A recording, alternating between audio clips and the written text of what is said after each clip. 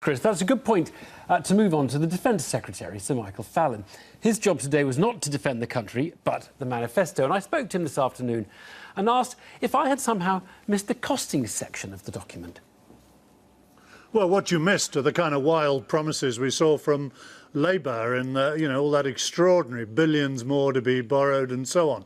What you have seen today are commitments to spend more in two areas. We're already spending more, as you know, on the National Health Service. We're spending more on defence. But today we announced £4 billion more for schools, and we've made clear where that's coming from. And we've announced additional resources for social care for the first time to ease the pressure on the NHS. I'm so sorry. You've also announced additional resources for the industrial strategy and for R&D spending, haven't you? We have, but the two big areas today are schools and social care. And so the costings document that sets out the costs and whether it is all going to work, is that coming later, or did I miss it, or is it online somewhere? No, you haven't missed it. Some of these things, of course, will depend on the level. For example, we will consult on the level of the means test by which wealthier people will be asked to surrender the winter fuel allowance. So some of the detail is still to be consulted on, as you'd expect. OK. On the immigration pledge to get immigration down, have you costed that one? Has someone done some work and said this is how much it will cost the Exchequer? Because my understanding is the Office for Budget Responsibility thinks cutting migration does cost the Exchequer. Have you guys costed that proposal? There's been various academic work done on the cost of immigration. We've made it clear that we accept there is a cost, and we want to make sure that British companies do contribute to the training of British workers when they want to fill that post. And we've set out the details of that. Sorry to interrupt. I know you haven't much time.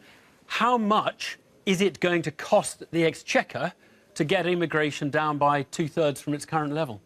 Well, we haven't set out a formulation of the We haven't set out the formulation of how much it'll reduce by each year. What we've set out is our ambition to continue to bear down on immigration. It is a policy to get immigration down to tens of thousands, isn't it, or is it not? It's our ambition to get it down to Is it a policy to get immigration? I'm so sorry. Is it not a policy to get immigration down? It's an ambition, and we've had it in previous manifestos. Oh, hang on. What's the difference between an ambition and a policy? I mean, you've had it in previous manifestos, and you've palpably not delivered it. So I had assumed by repeating it that there was some meaning to it this time. Well, it's our aim to continue to bear down on immigration. And, of course, for the first time, this is going to become easier as we leave the European Union. There will be no further entitlement to freedom of movement. At the moment, it's unlimited. Anybody in Bulgaria or Lithuania can up sticks and come We know you were nowhere near it, even on the overseas people. Even if we disregarded all the EU immigrants, you were nowhere near it. Right, so it is something we can expect you to deliver. It is an aim, and it is an aim, and you are going to deliver it, correct?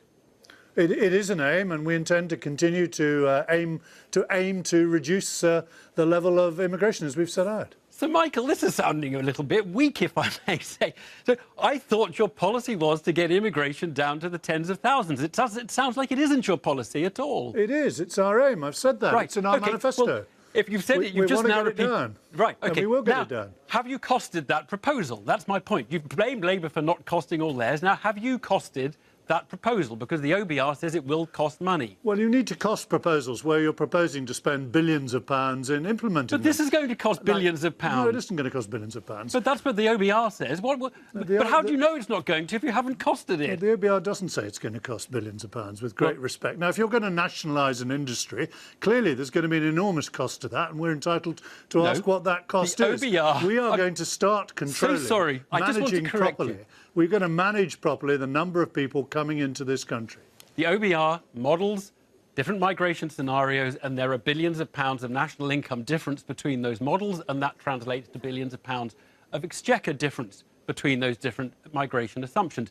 But I put it again to you. Have you costed the proposal to get immigration down by 2/3 from its current level?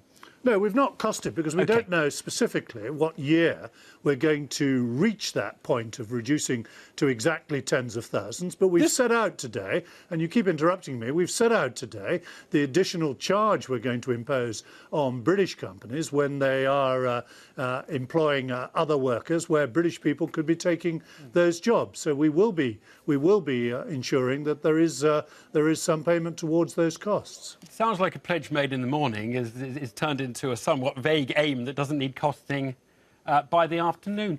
Could we move on to another area, the industrial strategy? Because Theresa May said it is the party's aim to make us more prosperous. No one's going to quibble with that.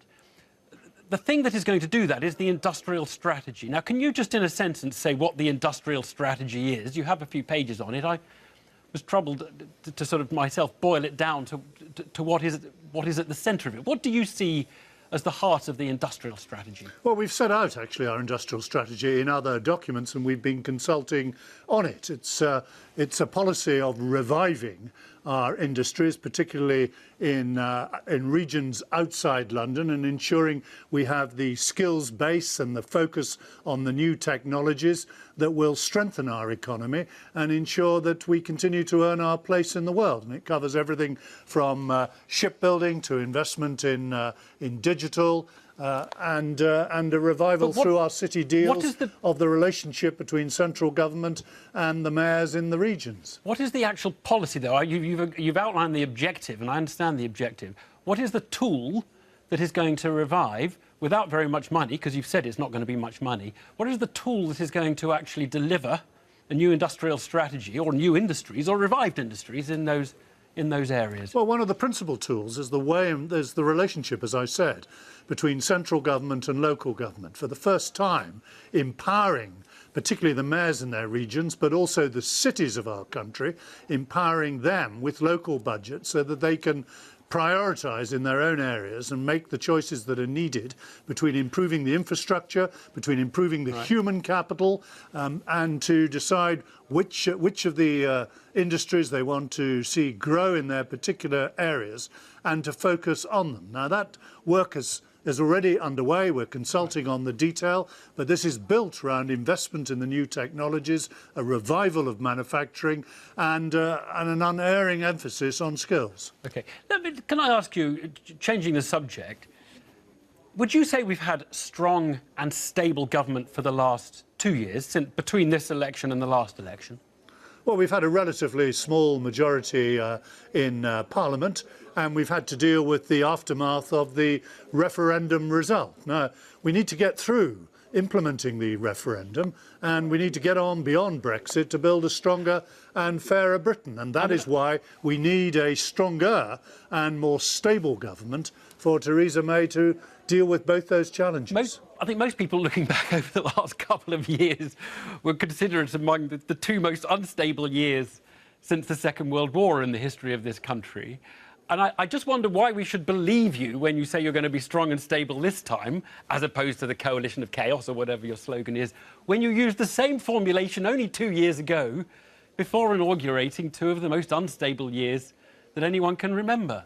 Well, Theresa May made clear today, when she launched the manifesto, that the challenge of negotiating a successful exit from the European Union is one of the biggest and most difficult things any government is doing in this country since the Second World War. And to do that, you do need stable leadership, you do need strong government back here at home, and that is why she is requesting this fresh mandate from the British people that will enable her not just to do that, but to go beyond Brexit and build a stronger, fairer Britain that can earn its place in the world. Sir Michael Fallon, thanks very much indeed. Thank you. Thank you.